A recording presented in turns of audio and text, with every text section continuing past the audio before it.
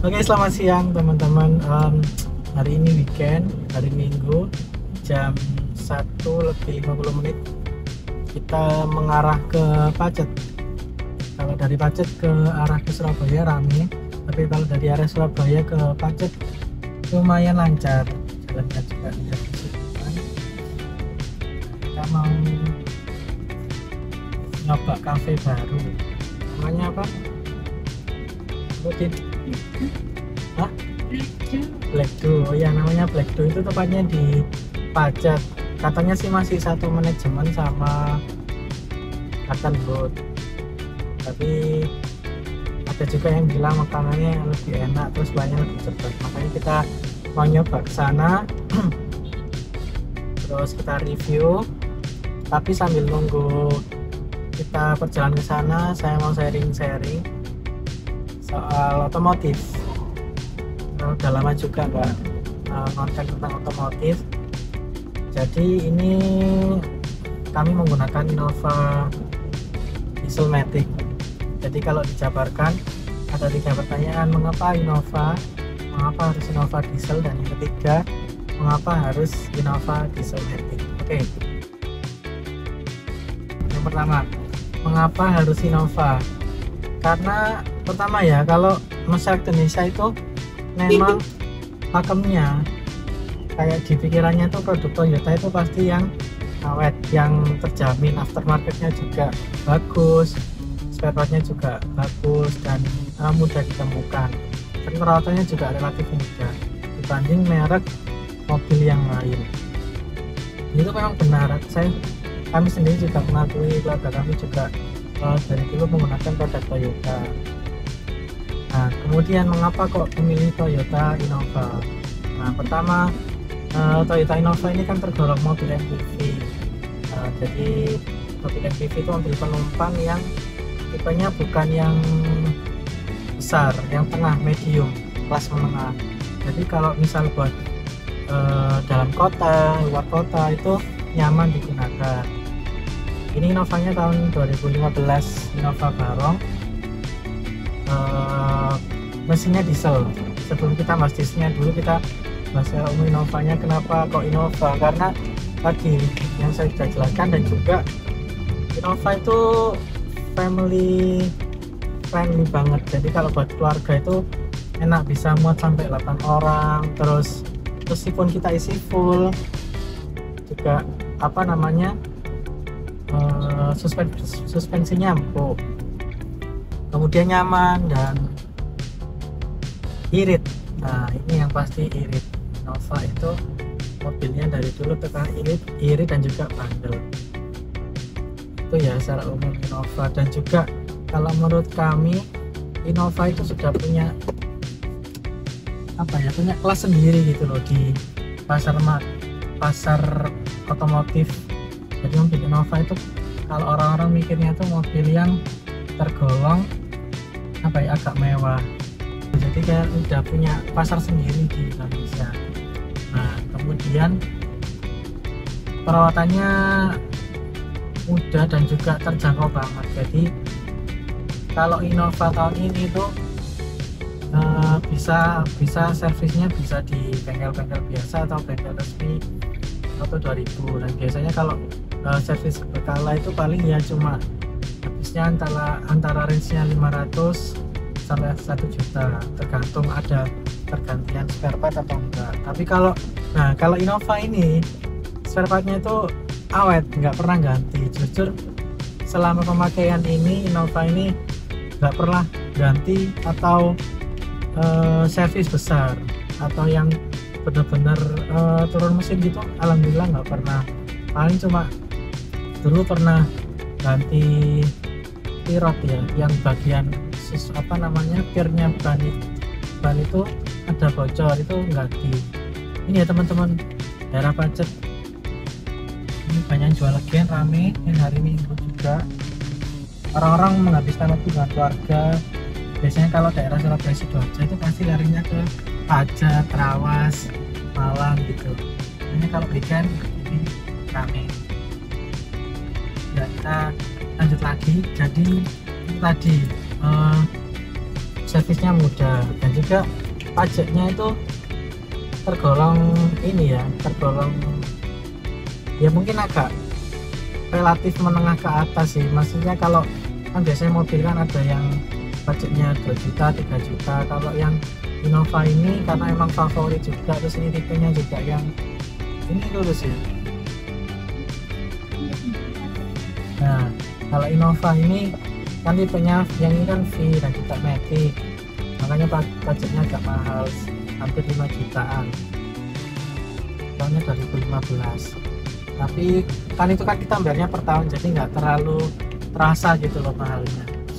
Nah itu, kemudian udah ya tentang Innova. Dan dari segi desain itu enak, bagus gitu, looknya itu Innova itu kayak berkelas gitu loh, enak gitu dari wajahnya. Meskipun Innova lama ya, tapi kayak dia itu timeless gitu loh, wajah-wajah Innova, Fortuner itu meskipun dia seri-seri yang generasi lama, tapi bisa mengikuti mobil-mobil yang keluaran baru. Nggak kalau dibandingin itu nggak terlalu jomplang. Nah itu yang maksud saya tadi, aftermarketnya selain penjualan nanti harganya masih baik, dan juga ya itu kalau dibanding sama mobil-mobil keluaran baru itu masih pantas tuh. Terus udah ya soal Innova secara umum itu sudah. Kemudian kenapa harus Innova diesel? Nah ini Innova diesel itu tergolong kendaraan yang kuat bandul. Jadi dia itu di suhu berapapun, meskipun itu suhu panas atau suhu dingin, dalam keadaan medan yang tanjakan yang tinggi atau yang dalam perkotaan, dia itu mesinnya bandel, bisa menyesuaikan. Dan yang paling penting adalah dia tuh irit. Innova diesel ini tahun 2015 itu masih bisa menggunakan biosolar. Jadi kalau misal lagi apa ya, lagi misal katakanlah kekurangan uang gitu kan, atau enggak pengen berhemat, kalau pakai Innova diesel itu kita bisa spare cost kita bisa kita alihkan ke biosolar, tapi tetap harus pakai barcode kita daftarkan. Itu masih bisa di tahun 2015 ini yang keluaran Innova tahun 2015. Isinya kita cukup, perawatan juga mudah. Paling kalau kita pakai biosolar itu setiap 5.000 km biasanya, atau lebih cepat ya, misalnya tanggal 3.000 km kita ganti filter solarnya itu biar lebih awet. Karena kan kalau biosolar kan itu kan BBM busuk ya, kalau kata orang-orang itu yang BBM yang katanya paling jelek. Nah itu biasanya banyak residu-residunya atau kerak-keraknya itu menempel di filter solarnya, makanya harus kita sering ganti. Itu aja sih perawatannya. Kalau kita sering maintenance itu tadi, insya Allah nggak ada kendala di mana mesin diesel. Kami sendiri juga dulu sering pakai Tesla, terus habis itu setelah tahu bisa pakai biosolar, pakai daftar barcode, itu biasanya kita juga sering isi biosolar. Itu nggak ada masalah juga, di mesin juga enak-enak aja. Paling cuma baunya ya, karena kan biosolar kan BBM busuk, jadi baunya agak menyengat. Terus suara dieselnya agak lebih keras, soalnya kan dia mesinnya pembakarannya lebih ekstra gitu kan, suaranya lebih keras. Kalau isi Dexlite atau kalau pakai sel itu yang BBM diesel itu suaranya lebih halus dieselnya tuh. Terus ya kalau misal ditanjakan, nah ini kan masih tanjakan cuma ini kan agak naik ya, ini udah di daerah Pacet, dia itu torsinya terus ini powernya tuh naik terus kalau diesel. Kalau mobil-mobil apa namanya yang pakai bensin itu biasanya dia agak ngoyo. Nah ini kalau diesel dia tenaganya enggak kurang, tanjakan itu malah lebih, dia itu malah memacu kendaraan biar lebih bisa naik lagi gitu. Enaknya diesel itu memang agak harganya memang lebih mahal sih di mobil ya. Nah kalau mobil diesel kan komponen mesinnya kan lebih mahal, tapi di bahan bakar dia lebih terjangkau karena kita bisa pakai biosolar. bukti lagi ya kalau Innova Diesel Matic itu kuat ditanjakan. Ini tanjakan motor motornya pacet, pasar pacet kan lumayan kuat, tapi dia kan kecil. Nah, kita masuk ke yang transmisi yang kedua. Kalau ini tadi saya belum bahas konsumsi BBM-nya itu 11,6 yang anggap aja 12 1 liter 1,12 1 liter bisa untuk 12 km kalau liter. Kemudian pertanyaan ketiga, kenapa harus Innova Diesel Matic ini? Menurut anggapan saya ya, opini saya pribadi, pertama, Matic itu lebih safety. Kenapa lebih safety? Karena dia itu pertama, kalau case-nya ini ditanjakan ya, dia itu misal kita pengeremannya dia itu nggak turun, jadi misal posisi D dia itu drive. Kalau di Matic itu kayak kalau di mobil kopling itu ya gigi 1, 2, 3, 4 itu ditanjakan dia nggak turun, tapi lebih safety. Kemudian kalau Matic itu ya tadi punya sistem pengunci, jadi kalau misal mobilnya itu di dalam keadaan tanjakan dia nggak akan turun. Kemudian Matic juga lebih mudah. Mudahnya kenapa? Karena kita nggak usah perlu lagi pindah persneling, kemudian injak kopling, yang kalau orang-orang yang nggak terbiasa itu pasti ribet. Dan kalau kita bisa keadaan capek atau apa, itu biasanya kalau kita pindah persneling atau pindah kopling kadang kan salah-salah. Itu misal katakanlah kita mau pindah ke gigi 4, malah pindahnya ke gigi 2, kebalik-balik. Saya biasanya gitu sih dulu kalau pakai mobil manual. Kalau mobil Matic itu dia lebih teratur juga. Di sini kan udah jelas kan ada perpindahan transmisinya, ini D itu drive, kemudian kalau long itu ya,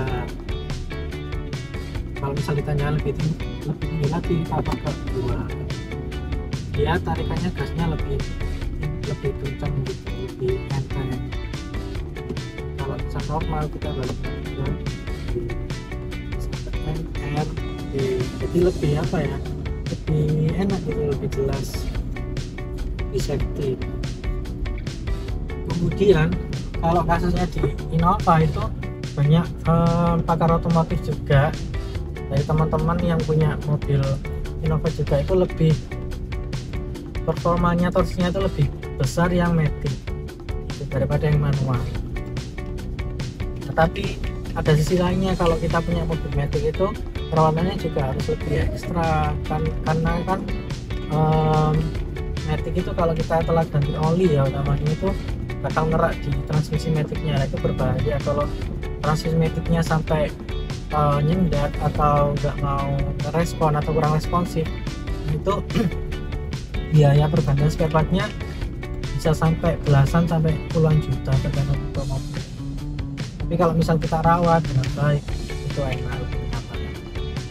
Itu sih kalau sharing dari saya. Mungkin kalau teman-teman mau tambahin, ya gitu mas, menurut saya kayak gini, tidak boleh di komen aja di YouTube saya, dan kita saling tukar pikiran biar yang lain juga tahu informasinya, nggak dari satu arah saya aja, tapi orang lain juga bisa menambahkan informasi atau mengoreksi dari pemberitaan saya. Nah itu sih yang kalau menurut saya soal mobil yang enak, itu salah satunya bisa jadi pilihan ya Innova Diesel Matic yang tipe baru. Tapi yang ada juga kan sekarang kan sampai Innova Zenix, itu yang hybrid tipe listrik sama transmisi masih pakai BBM itu kan, itu juga ada yang bilang irit juga, memang kan dari model kan lebih bagus. Tapi kalau dari saya sih ini aja sudah enak, apalagi kalau yang Innova ini ya, upgrade yang di atasnya itu jauh lebih enak, pasti teknologinya juga lebih terbarukan tuh. Oke, itu aja sambil menunggu kita sampai di tempatnya, apa mau namanya, Black Dew ya. Ini hampir sampai ya. Masih kurang mau sampai ya ini. Masih lama. Jangan. Oh, masih lama. Masih lama teman-teman. Ya. Ini untuk pasar Pacetnya. Kalau siang nggak terlalu ramai. Biasanya ramainya itu sore atau pagi. Kita ke kiri. Ada tulisannya kayak jasa serang. Mana dia? Ini sana terus kita ini kita mau ke cafe Black Dew. Dari Surabaya kurang lebih tadi kan kita berangkatnya jam 1 setengah 1 sampai 1 jam setengah, soalnya nggak ada tol juga, jadi harus lewat berapa. Itu ada rambu-rambunya, kita arah ke mana? Lurus ya kanan, kita ke Celaket Trawas. Lurus terus.